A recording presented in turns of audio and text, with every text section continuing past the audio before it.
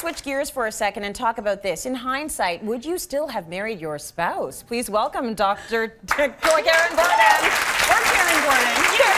You can call me Karyn for today. I like the doctor part. Yeah. Okay, so we sent this out to our viewers, and we got a couple of really good emails that I want to mention. So this is from Kim. I would, and I have, and I would do it again. We renewed our wedding vows for our 25th anniversary. It was better the second time around. We did it on a beach in Cuba. Sure, there are things that bother me about him, but they are little things that can be lived with. When you found someone to spend this much time with and cannot imagine life without him or her, you look past the small stuff. Perspective. Yeah, it's perspective. Yeah. Then I got this from Kristen. Sadly, no, I wouldn't. Harsh, yes. I have a bit of a history with bad decision making, and when it came to this one, my second marriage, I let my heart beat my head. My head was screaming at me that this wasn't the right decision, but I tried to prove it wrong by not only marrying him, but also having a baby with him. Duh. That's what she said. Don't get me wrong. There are a few things I like about him, but more and more, those aren't making it worth it. So this is a classic example. We've done shows before around how do you actually choose your right partner, and I've talked about the head and the heart and making sure that, you know, listen to your head, your values. If your heart's not lined up, like, don't follow your heart. Like, this whole thing about follow your heart is one of the scariest pieces of advice when we're actually following it, you know, and like she's like a perfect example of it. So anyway, let me just say that I'm not the one that created this segment. It was given to me, and I'm like, woo, it is a hot potato topic. Well, I can't believe how many people commented on Twitter and Facebook. And friends pulling me aside of the kids' playground saying, I have a thought about what that segment is. So there's so much to actually cover, but one of the first things I want to really share about around this whole topic is really understanding personality and attraction. And I've shared this before on the show, that with first marriages, we are usually attracted to our opposite. Okay, we're usually attracted to our opposite. So that very thing that we love when we're married tends to be the thing that actually drives us crazy. Right. Okay, so it happens. And so when you're dating somebody, the person who's like easygoing and flexible and fun is going to be often, when you're married, the person who doesn't show up on time, who leaves their things out, and is you know, that might act more like a kid. So so it's a very thing, like, this is the irony of marriage. The very thing that you're actually drawn to is actually a lot of times the thing that's going to drive you crazy. How do you make it not bug you then over time, or do you just have to understand that this is the road you're going down because this is how you picked, why you picked him or her, and be okay with it? Well, part of it is it's understanding it for sure. It's understanding it, but also celebrating the difference. Like, a lot of times when I'm actually working with a couple at our center, it's actually helping a person understand the personality difference and understand the value. You don't want two people that are rigid. You want a person who's rigid and somebody who's flexible. It's the balance. So the second part is really understand that opposites are attracted for a reason. Right. Okay, so opposites are attracted for a reason.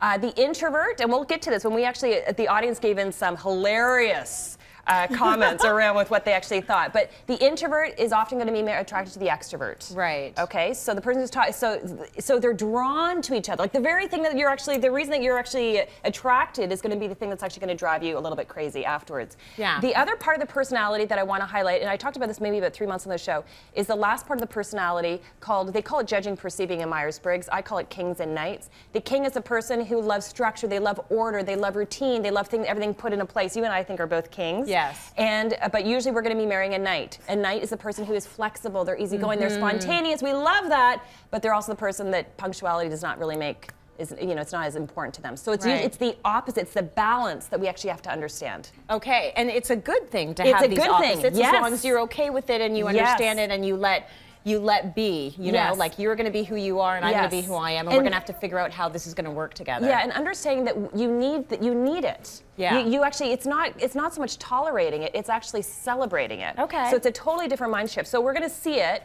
as we're kind of reading some of the comments from our audience around. We'll keep you anonymous, people. Don't worry, no names. We promise. This is someone who is married. They would definitely marry their spouse again, but this is what bugs her about him. He doesn't like to dance. I'm a disco queen. He's reserved, sometimes to a fault. Okay, so you hear it, the introvert and the extrovert. So she's probably an extrovert, he's an introvert. So, you know, she liked it, but then now she's like, oh. Yeah. Right now, I actually don't want to. Okay, here's one. One person said, yes, she would still marry him, but he twitches in his sleep. Brent does that. I don't know if your hubby does that, but it, like, literally, like, it like shocks me sometimes. I think that's normal. Yeah, I don't know. I don't know what it is, but it does wake me up. And then keeps clothes on the keeps clothes with holes. Oh, yeah. Yeah, right? Yeah. Yeah. Oh, yeah. Holy underwear. Holy yeah. The whole thing. Okay, this one. Yeah, sure, I'd marry him again, but he doesn't cut his toenails often enough. Oh, and then it scrapes your legs, right? Yeah. Yeah, like not... Yeah. Hangs his towel over the door, not the hook. Invites people over without cleaning or planning to clean. Right? You hear the king in the night, right? The king in the night. Okay, this person, yes, I would marry them, but talks too much during TV shows when we are watching. Oh, I so know people like that. I understand. And I don't invite them over. There's certain people I'm like, they talk a lot during a video. Like I'm in the zone. Yeah. I'm in the zone. And wants to know what's okay. This is my wants to know what's for dinner 3 days from today. It's Saturday. What are we having for dinner on Wednesday? I get it. Right? So that's a king and a night. That is a king and a night difference. Right. And she also said his feet are gross. His feet are gross. He's a man.